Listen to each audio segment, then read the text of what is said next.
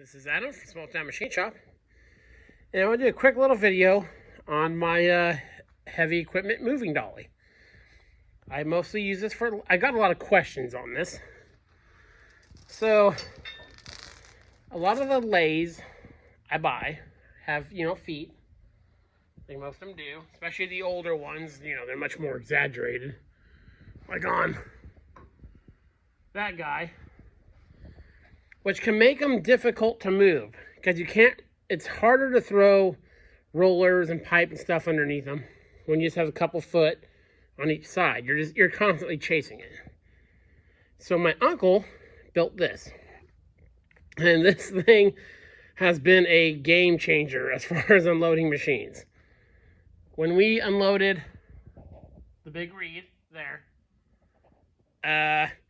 it's all we could do to keep it from unloading too fast. And we had that thing on the ground in like, 20 minutes.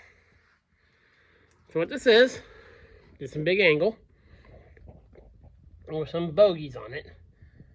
These are lifting weights. You can get those at the scrapyard all day long. There's always a bunch of them.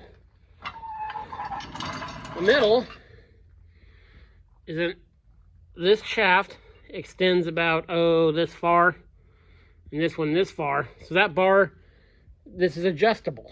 This bar is just to, strengthen the middle of it. Keeps it from sagging. On each end, this one's missing, there's a piece of all thread that goes through some square tubing on both sides and use that to pinch it together to the machine. Then this has some chain. It's welded on one side, and there's an eye bolt on each side. That is an additional way to secure the machine itself to the dolly. Now, there's lots of range of movement of this, and that is key. If you're moving machines yourself, a tilt deck trailer will get you a lot of the way. It's a very good way. Early on, well, pretty much every machine I've unloaded with a tilt deck trailer. It just makes it so much easier. You can rent them pretty economically from most places for 80 bucks for a weekend or 90 bucks. With this bogie design, how this flexes, you always have that, and this, as you can see, it's offset to the back. You always have that when you're dragging something off a trailer and the ass end of it wants to catch the trailer. Well, that's why this being raised up on this flexible bogie helps with that. Because this can go up quite a bit before it drags. Now on the other side of the lathe, it's just two pieces of angle with a flat bar, and it doesn't flex. It's just a roller with more weights. But you can build something like this very cheaply. Just make it pretty robust. This has, except for the big LeBlond right here, which a rollback wrecker dropped off. The vast majority of the last machines I've got were all unloaded with this. So this is solid bar. It's welded through. Again, there's a gap in there to make it adjustable.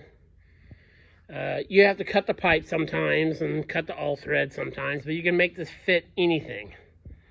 And these weights, as wheels, are plenty heavy duty. They actually roll pretty good.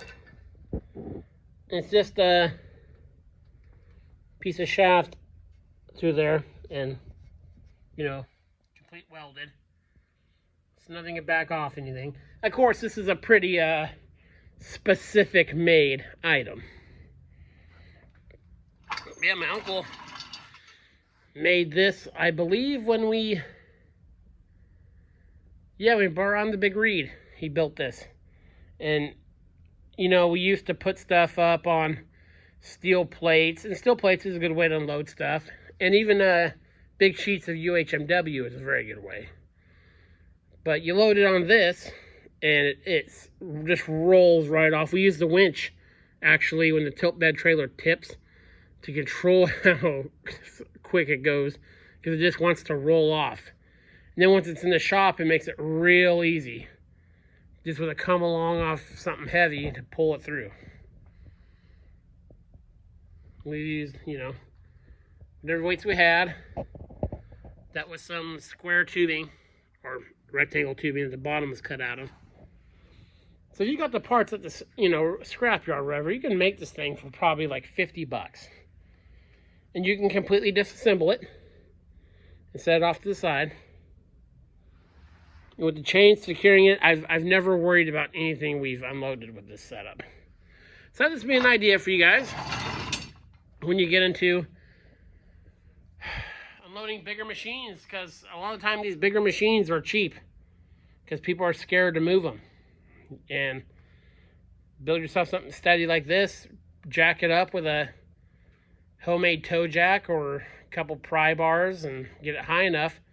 That's the good thing about this too, is with it coming completely apart into halves, you can jack it up on the end, on one end, push it together, get it secure with the middle bar and this bar, then pull your jack out and put that other bar in. Of course, a lot of the strength of this device is going to be based on how good you are at welding, you know, as with all, you know, homemade stuff like that. Yeah, very, very handy, and I love this thing, and I can see me using it many times in the future.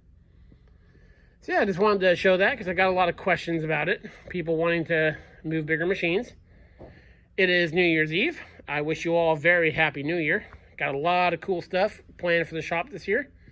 So I hope you will tag along. This is Adam from Small Town Machine Shop.